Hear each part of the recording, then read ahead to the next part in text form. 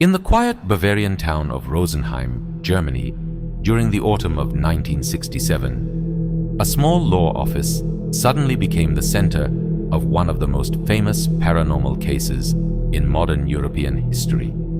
The law firm belonged to Sigmund Adam, a local lawyer known for his rational and calm demeanor, until strange things began happening in his office.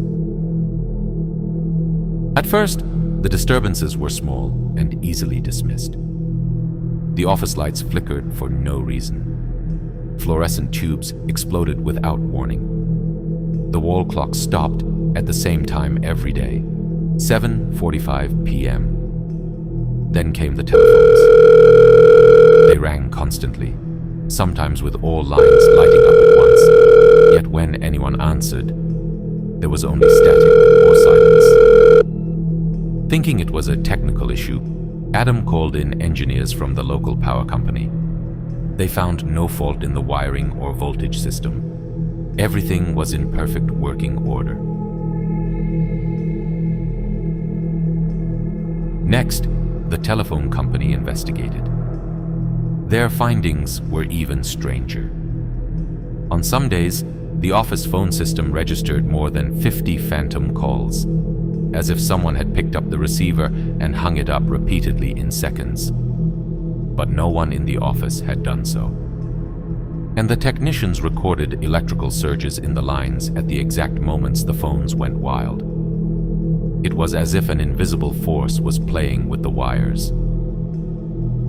Eventually, all eyes turned toward a new employee, 19-year-old secretary Anne-Marie Schneider.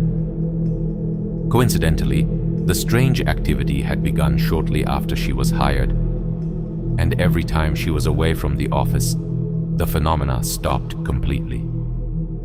Psychologists and physicists were brought in. They suspected the case might involve psychokinetic energy, where emotional or mental stress manifests as physical disturbances.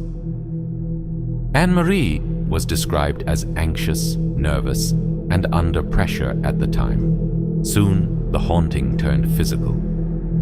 Paintings swung violently on the walls. Filing cabinets slid across the floor. Desk drawers opened and slammed shut on their own. A heavy steel filing cabinet weighing over 400 pounds moved nearly 30 centimeters by itself. Witnesses swore that a fluorescent tube unscrewed itself from the ceiling, flew across the room, and shattered. But the shards fell harmlessly, as if something had guided them away from people.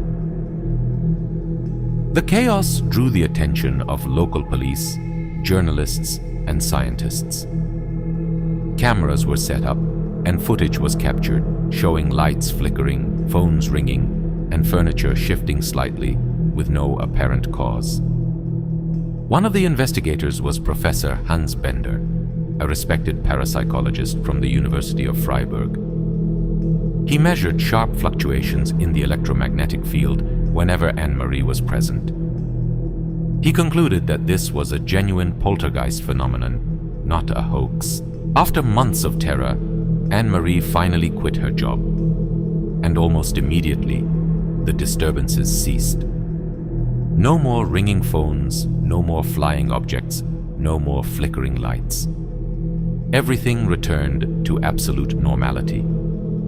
Professor Bender later suggested that the events were caused by unconscious psychokinetic energy, possibly linked to Anne-Marie's stress and emotions.